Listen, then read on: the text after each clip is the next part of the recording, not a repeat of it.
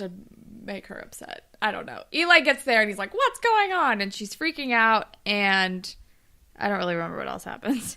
Because my next note is just, Eli looks so good, though. He does. Distracted by the beauty. And then we're in the mirror. Then we're in the bathroom, and we have another mirror moment. And I'm like, are we going to shave our head a la Spinner? And then the next scene, she's bald. And like, oh, I guess we didn't. We're not going to go note for what happened with Spinner, but the mirror motif is still there. It continues. Yeah, because she did kick Eli out. Yeah. She's like, I want to be alone. Yeah. And then Adam comes back with Drew. And Drew sees her head and screams. I was like, oh, God damn it, Drew. But, like, also, would we expect any less from him? It's a surprising sight when you're not expecting it, I guess. I laughed. Yeah, me too. And she was like, I can't have Eli see me like this. I need to do something. So Adam calls for reinforcements. Yeah. Which I thought was going to be Bianca, but it ends up being Imogen. Right. But then we are with Tristan, and we're in their dorm, and he's like making his bottom bunk into a fort. And also, did I miss the part where Tristan officially came out to them? No, this is him coming out, basically. Okay. I think he realized he couldn't keep up the charade with Maya. Okay. Yeah, no, he didn't come out to them. Yeah, this is basically him doing that. But he, like, has this great speech where he's like, I don't care if you don't accept me. I'm going to, like, do my own thing. You do your own thing. And then we can, like, cohabitate quietly. Yeah. Just, like, leave me alone. Like, it's not cool to make fun of the gay kid. Just, like, drop it and we can do this peacefully. And Miles is like, I'm sorry, we were laughing because we knew you were lying. I don't have a problem with you being gay. We're cool. It's all good. And it's like, okay, fine. We're going to cohabitate in peace, I guess. Then we're with Alli, who's really lost and can barely speak French. Seriously, how is she doing? Like, what? How these kids are not learning French, and I think it's because that French teacher kept letting them give oral presentations in English. Right. Honestly. And then she, like, trips and falls in dog poop, too, which I found and breaks her unnecessary. shoe. And I was like, girl, stop wearing heels. And then she, like, sees the Eiffel Tower in the distance and was like, great, I can go there. Awesome. Like, good for you, Alli. But then we're in the hospital, and Imogen is here with her cat ears, and Claire's trying on wigs. And I feel like that's kind of it. Yeah, at one point, instead of hold your horses, Imogen says, hold your hooves, which I was like, what? Okay. I think I missed that. Yeah, I just wrote down, hold your hooves. And I knew it must be Imogen.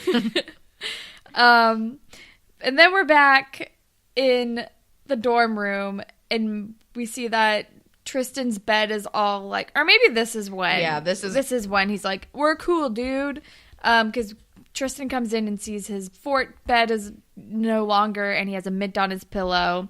And Miles is like, I'm not homophobic. I put a mint on your pillow. We're cool. I'm shirtless. Let's hug. Pretty much. Also, all that like, but I'm just so baffled by his logic. Because he's like, we were laughing because you were playing straight and we knew you were gay. I'm like, what's that logic? Why does that lead to we should mock him? Like, why do, when you see a person lying because they're clearly nervous and uncomfortable about a situation, you're like, how about teasing? Because kids are awful. That is something that definitely happens. I know, but I'm just saying, it doesn't make sense for anyone. It's like gross survival of the fittest mentality. I hate it. It's terrible. But then we are with Alli with the worst green screen carousel situation in front of the Eiffel Tower. It's bad. Also, I don't remember a carousel outside of the Eiffel Tower. I literally Googled, I'm like, is there a carousel by the Eiffel Tower? And I Google mapped it, and there is. But it's like kind of across the street from it a little bit. Oh. I don't know. There's one. I fact-checked it. There is one there. There's one in Montmartre, but like right outside, like near the Moulin Rouge and the like Sacré-Cœur. Right. But I don't know. I didn't remember. I've never been on the carousel. I feel like I've never approached the Eiffel Tower from where the carousel is. I feel like I'm always on the other side. Yeah. Which is why I never realized there was a carousel. I mean, there. I haven't been to Paris since I was 16, and I don't know, but I went 2 years ago. I was there 2 years ago. I went twice 2 years ago. Oh yeah, I remember that. But yeah, I wasn't near the carousel, so that I Googled it just so I could make sure I wasn't like, is there a carousel by the Eiffel Tower? And not be wrong. But apparently there is. But I'm glad you Googled it. Really, it looks like someone took a video of the carousel at the Eiffel Tower with the Eiffel Tower in the background with people walking around, and that shot was the green screen, and Alli was like in front of that. That's what it looked like to me. And then Alli does like the big tourist mistake, which is give your phone to a stranger to take a picture photo of her, and then she almost gets mugged again. Yeah. She gets mugged all the time. Yeah. She never learns. She never fucking learns. Also, can I tell you how many people, when I used to work around Times Square, how many people have just handed me their phone and been like, can you take a picture of us? Like, I'm not going to steal your phone. You're making the right call with like who you're choosing, because A, I have a degree in photography for some reason, and 2, I'm not going to steal your fucking phone. But my God, like, you're in an unfamiliar place with people in like the most like touristy place. So if you're gonna get like pickpocketed or like mugged, well, not mugged, but if you're gonna get pickpocketed anywhere, it's gonna be Times Square. Gonna be Times Square. Yeah, no. Keep an eye on those like dirty Elmos. Oh my God. They're so creepy. They're so creepy. They're creepier without their heads on. Yeah, they are. When they're slightly off, like just their face, they're like resting on the top of their heads, but like their heads are like where their necks should be because they're like hot and they're taking a break. Yeah. Oh my God, it's so creepy. It's so creepy. Although my favorite thing is to see like a headless, dirty Elmo smoking a cigarette next to the subway. I'm like, cool. Concrete jungle where dreams are made of. There was a guy who used to dress up like the Joker who used to live near me in my first apartment in New York. And I know that because I was coming home from like something and I got on the train at Times Square and this guy who was dressed up as the Joker was on the train, and like some drunk guy got in a fight with him because he thought he was the real Joker or something. And he was like, yeah. They were screaming about like Batman and stuff. I think I entered the subway car like in the middle of this fight and I was really confused about what was happening. And then I rode the train all the way back to my stop, and we got off at the same one. And I was like, the Joker lives on my stop! Yeah. Sorry, I laughed directly into the mic where those levels are nutso. Anyway, Alli almost gets mugged, but then a cute French guy like clotheslines the guy. I was like, what's this clothesline situation? And he gets the phone back. It's always a cute French guy. Yeah, of course. Also, it made me want to watch Passport to Paris. Can I just say, this is going to sound, I don't know, like I'm like propagating some, like making up a weird stereotype. But listen, one of my very best friends married a French man. Another good friend of mine is dating a French guy. I know several people who have married and or dated French guys. One of my really good friends is from outside of Paris, and I've met some of her friends from home. All Frenchmen look exactly the same. All of them. Like, if you put my friend's husband next to my other friend's boyfriend, you'd be like, I can't tell who is who. They look the same. They all have the same face, and they all have brown hair, and they all look exactly and like the same haircut. There's like a brown-haired version of a Frenchman and like a sandy-haired color of a Frenchman. I've only met the brown-haired version, and I've met him over and over again. But I feel like you're on to something. I met basically the same French man fucking one of my friends over and over again. Is basically that. And also sometimes not sleeping with one of my friends in the case of my other friends. They're always sleeping from home. With somebody. They're usually sleeping with somebody. But they do all... I just keep meeting... I've met a lot of French fuckboys, and they were terrible. Oh, see, that's the thing. None of these are fuckboys, really. But they do all look exactly the same. Like, when we are off mic, I will show you. You're going to be like, no, that's the same guy. I think I've met one of them. You have met one of them. And my friend's boyfriend looks exactly like that guy. Oh my God. Anyway, but I also feel like this is a very, very cliche storyline that I'm still on board with. Because again, Passport to Paris gave me unrealistic expectations of what it would be like to travel as a young lady in a foreign country and be like swept away off of your feet by like cute boys on mopeds. And this is very much playing into that idea. Yeah. And I'm happy for Alli, but also a little bit jealous because that's all I ever wanted as a youth. Although, as someone who had to watch a friend go through immigration stuff trying to marry a French guy, Sounds complicated. I pity Allie's future if this is what she chooses. Especially if everybody wants dual citizenship. Oh, gosh. Oh, it's hard. I'm sure. It's impossible. God. But isn't that the dream?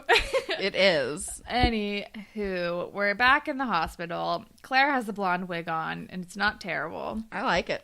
And someone comes in and says, va va voom. I don't remember who it was. It was the nurse. Okay. And Claire needs an MRI, and now she's immediately freaked out. But first, she and Eli have to have a date night. And Eli is all about the wig. The wig. Oh, yeah, because she's all, like, dressed up and glammed up as well. And he's like, oh, my God, hubba hubba, basically. Va va boom. Va va boom. I'm going to use that forever. But then we're with Alli and the French guy, and Allie's just kind of, like, complaining about a bunch of shit. Because she's Alli and she complains. And he's like, you shouldn't have given your phone to a stranger. And he's like, and also, you come to a strange country where you don't speak the language and you don't know the culture, but you're not willing to learn the language or the culture. Exactly. So, of course, you're going to have a bad time. You're trying to be Canadian in Paris. He's giving her a reality check and telling her to calm the fuck down and, like, enjoy Paris. Also, his name is Leo. Leo. And he teaches her how to drink coffee. And he's like, well, if you need a tour guide, which is like the worst thing to say on a Tinder dating profile. I hate people who are like, just moved here, need a tour guide. It's like, no. Like, ew, I don't want to do that. No, I had a rule when I was still like online dating, which was do not date a guy who has lived in New York for less than 2 years. No. It's annoying as fuck. It's extremely annoying. Like, if they didn't disclose it on their bio and I met them in person, they were like, I've been here for 6 months. I'd be like, see you later. I'm not Good luck. I'm not going to do this. You figure it out. Yeah, I know too many people who've quit before 2 years. Like, I've also known people who've dated people who are new to the city and they like didn't really have any friends yet and they didn't know what to do yet. And it was basically just like a starter, like, relationship-ish thing before they like established themselves, and they're like, I don't need you anymore, bye. Exactly. It's stupid. That, and it's like, it's just annoying to be like with a person who like does not understand, like doesn't no, a hard pass. Not odd. Anyway, then we're with Claire and Eli, and Eli loves the wig, and there's so many twinkle lights. Don't remember. I think she's still freaking out about the MRI. I don't really remember what happened. And she's also freaking out because of what Paula told her about her boyfriend. Right. So she's like, "You can go," and she's being if dramatic. You want out, please tell me now. And he's like, "I'm here. I'm all in. This is a walk to remember. I'm here till the end, girl." Pretty much, yeah. And then, but she does have a funny line, which is, "You're only saying that because of the wig," which I enjoyed. I was like, "All right, Claire, keeping up her small sense of humor." And that's the end of all I want to do. And now we segue into my own worst enemy. And we're starting off with the MRI. And Claire's stalling and she's freaked out. Which is understandable. Yeah. Have you ever had to get an MRI? No. How long do they take? Like 30 minutes at least. A long time to like do nothing and be alone with your thoughts about the fact that you're getting an MRI. Yeah, that's the thing. It's like, it's scary because you're in like this weird coffin and it's really loud. They like, you don't realize from TV how loud it is, but it's like extremely loud. It's super loud. It's really cold. They give you a blanket and like a thing to squeeze, but you're only allowed to squeeze the thing if like something is wrong, and then they pull you out. Right. It like stops the imaging and they pull you out basically. Because you're not allowed to move. Because you're not allowed to move. But I squeezed it too early because I started having a panic attack because I was in a metal coffin and it was loud. Yeah. But it's weird, and it takes a really long time. So it's boring, and then you're also like, what if I have a tumor in my brain? Right. You know? Oh my God. That sounds so scary. Yeah, and they also like, they'll do it like with contrast and without contrast or one or the other. And if it's with contrast, then you have to get an IV in your arm and it puts all this stuff in your body. Right. And that feels really cold. Yeah. So you're like, why do I only have one blanket? You're chilling me in my veins. And also I'm in this cold thing.